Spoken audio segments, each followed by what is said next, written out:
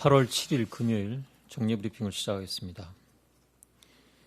오늘 0시 기준 국내에 발생한 신규 확진자는 9명이고 해외 유입 사례는 11명입니다. 환자는 이로써 총 14,519분이 되었고 현재 673명의 환자가 치료를 받고 계십니다. 어제 안타깝게 한 분이 돌아가셨고 현재까지 사망자는 303분이 되었습니다. 고인의 명복을 빕니다.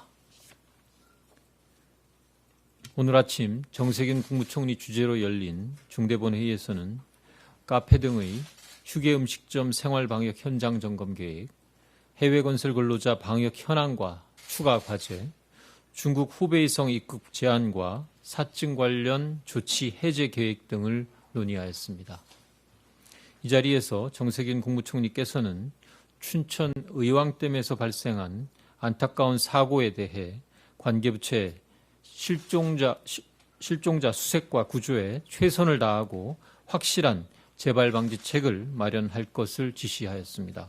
또한 오늘 전공의 집단 휴진으로 국민 생명에 직결되는 응급실, 중환자실 등의 의료 공백을 우려하며 환자의 입장을 헤아려 집단 행동을 자제하고 대화와 소통을 통해 해결해 나갈 것을 요청하였습니다. 수도권을 비롯한 중부지방에 내린 집중호우로 다수의 이재민 분들이 임시 대피 시설에서 생활하고 계셔서 이에 대한 방역 관리가 필요한 상황입니다. 마스크와 손 소독제 등 감염 예방을 위한 방역 물품을 지원하고 있으며 시설의 밀집도 확인, 발열 확인 등 방역수칙 준수 여부를 점검하고 있습니다. 수해 지역의 수인성 질환 등 감염 예방을 위해 살충, 살균, 소독 등 방역 활동도 강화하였고 응급의료 비상체계도 유지하고 있는 상황입니다.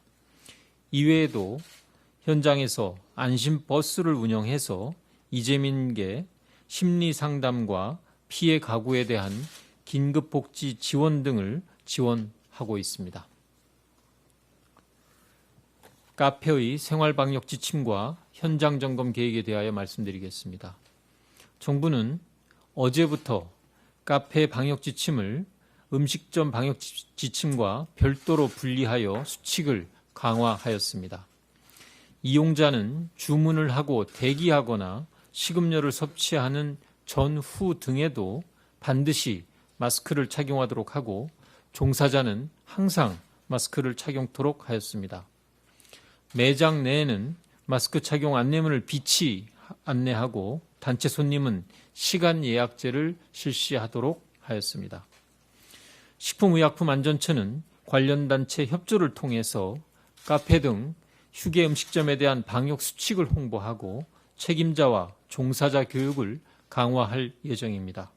특히 업체의 자율 점검뿐 아니라 식약처와 지자체의 합동 점검반을 통한 불시 점검을 실시하여 꼼꼼하게 이행 상황을 관리해 나가겠습니다. 카페에서의 방역수칙 강화가 불편할 수 있겠으나 모두를 보호하기 위한 최소한의 규칙이라는 점을 이해하고 사업주와 이용자분들의 협조를 당부드립니다. 다음으로 해외 우리 건설 근로자에 대한 방역 현황과 추가 과제에 대하여 말씀드리겠습니다. 지난 7월 24일 1차로 귀국한 근로자 가운데 음성 판정을 받아 임시생활시설에서 생활해 오셨던 216명 가운데 214명이 오늘 건강하게 퇴소하게 됩니다. 퇴소 이틀 전의 진단검사에서 2명이 양성 판정을 받아 의료기관에 이송되어 치료를 받고 있습니다.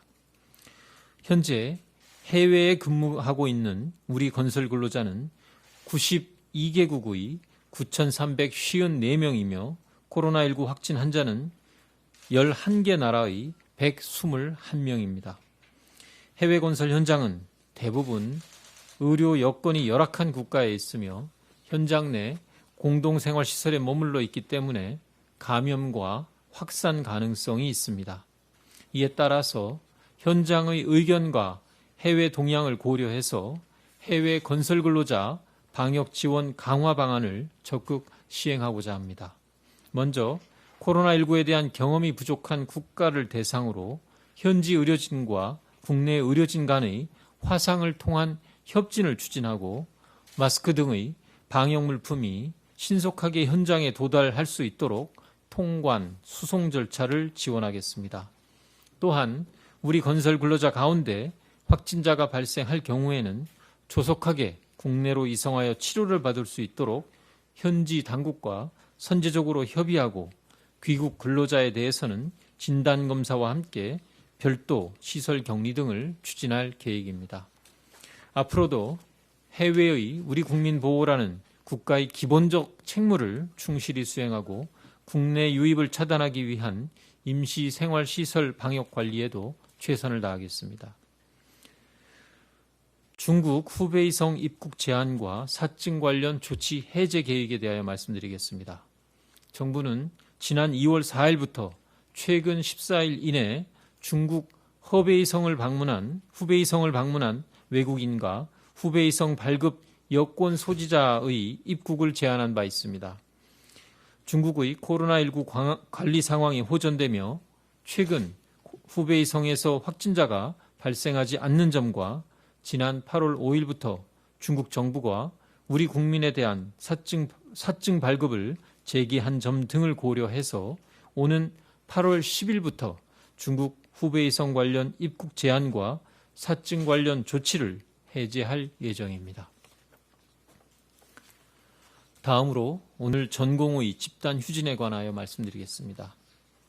여러 차례 대화와 협의의 노력에도 불구하고 오늘 전공의들의 집단 휴진에 대하여 안타깝게 생각하며 특히 응급실과 중환자실 등 국민의 생명과 안전에 직결되는 필수 진료까지 포함하여 진료를 중단하는 점에 대해서 정부는 매우 유감스럽게 보고 있습니다. 정부는 국민들의 건강과 안전에 문제가 생기지 않도록 최선을 다해 대응하고 있습니다. 전공의가 있는 각 병원에서는 정부의 요청에 따라 환자의 안전에 문제가 발생하지 않도록 대체 인력을 확보하고 근무 순번을 지정하는 등 진료 공백을 방지하는 준비를 하였습니다. 특히 응급의료기관은 차질 없이 운영되도록 근무 인력을 확보하게 조치하였고 응급의료정보센터 홈페이지와 응급의료 정보 제공 앱을 통해서 진료 상황을 확인하실 수 있습니다. 오늘 오전에는 국무총리 주재로 관계부처 장관회의를 개최해서 지방자치단체와 각 부처 소관 의료기관 등에서 비상진료 체계가 차질 없이 시행되도록 하고 관계부처 간 협조를 당부하였습니다. 정부는 의료기관에서 문제가 발생하지 않도록 현장을 모니터링하면서 의료기관 이용 불편을 최소화하도록 국민들의 건강과 안전에 위해가 없도록 철저히 관리할 것입니다. 의료인 여러분들께도 다시 한번 말씀드립니다. 의대 증원 문제와 무관한 환자들이 억울하게 피해를 볼 수 있는 극단적인 방식 대신 대화와 소통을 통해 의료 현장의 문제를 해결해 나갈 것을 간곡히 요청드립니다. 정부는 의료계에서 제안하는 지역의료의 육성과 의료 전달 체계의 개선, 전공의 교육, 수련 환경 개선 등의 필요성을 공감하고 있으며 의료계 등 각계 의견을 수렴해서 개선 방안을 수립해 나갈 계획입니다. 정부는 이미 지역 가산 제도와 지역 우수 병원 등을 통한 지역 의료 강화 방안을 제시한 바 있으며 의료계와 협의를 통해 보다 나은 정책을 마련해 나가기를 희망합니다. 전공의 협의회와는 이미 소통협의체 구성에 합의하여 전공의 교육 수련 환경 개선과 이에 대한 지원 방안에 대한 논의를 이어나갈 예정입니다. 또한 대한의사협회에서 요청한 소통협의체 제안을 수용해서 협의체를 구성해 보건의료 발전을 위한 의료계의 제안과 개선 사항을 함께 논의할 것을 재차 요청드립니다. 국민의 건강과 환자의 안전을 지키는 것은 의료계와 정부 모두의 공통 사명입니다.